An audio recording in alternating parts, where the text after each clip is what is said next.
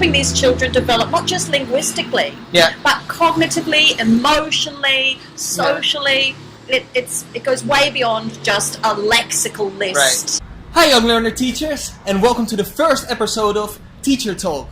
With me today, a very special guest who has been teaching for almost 20 years, who's a teacher trainer and is the director of Active English. Apart from that, she's also a role model of me, because not only because of what she does, but also for the person who she is. With me, Claire Venables. Oh, hello Dirk, hello everybody.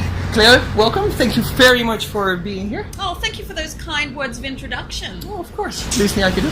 Claire, what I would like to start off with is this question. Why exactly are the very young learners for you so important? Oh, those pre-primary learners. I know.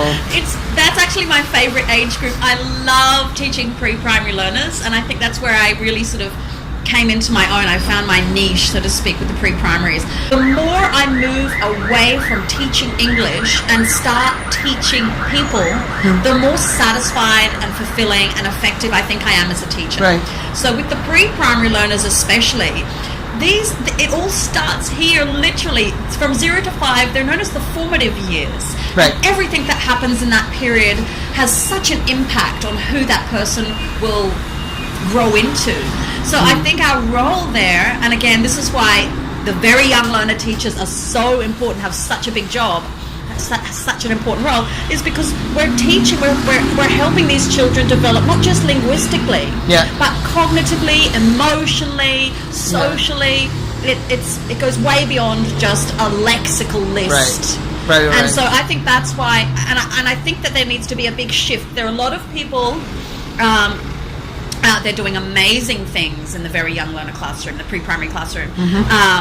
But I think in general, particularly in my context here in Brazil, this is something which is quite new. Right. The starting age has dropped recently in the last 10 years.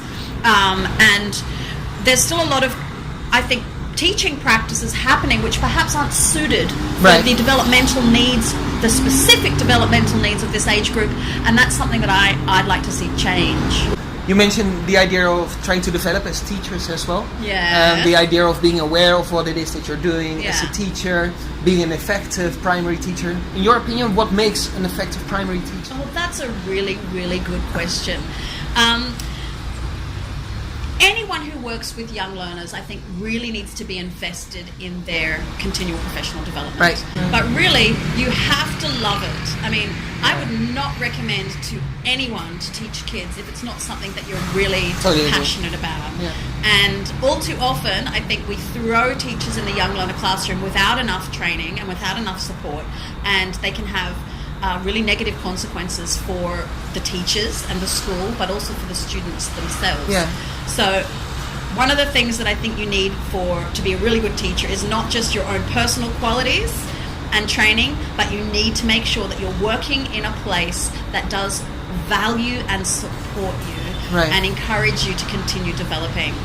If you had to give one advice for young learner teachers, only one, what advice would you give them? Tricky question. Yeah, just one. I think what I said before about connecting, I think I would.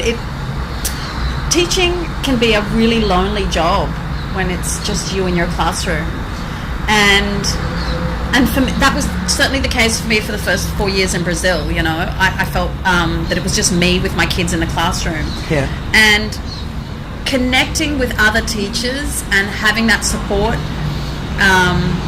having people who you can go to when things don't go right, and you feel like giving up, or you have a terrible day, and being able to talk it through with someone, it's just so important.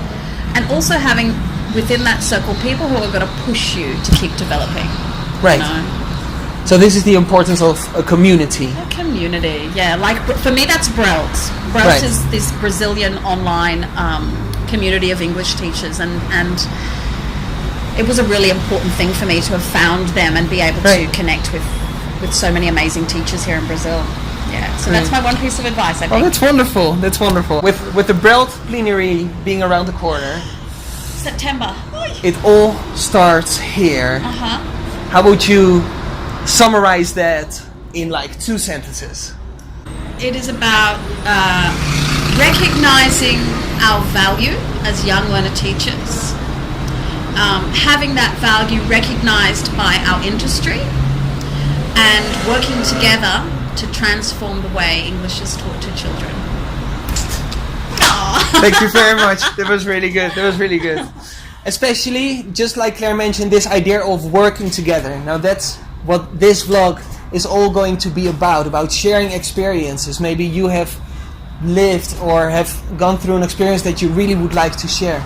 Do you reflect on your practice as a young learner teacher? We consider it to be very important to reflect on your practice, share ideas, and create a community where we can all grow. Now that's going to be the intention of this vlog of Teacher Talk. So that's going to be the question of the week as well. Do you, as a young learner teacher, reflect on your practice?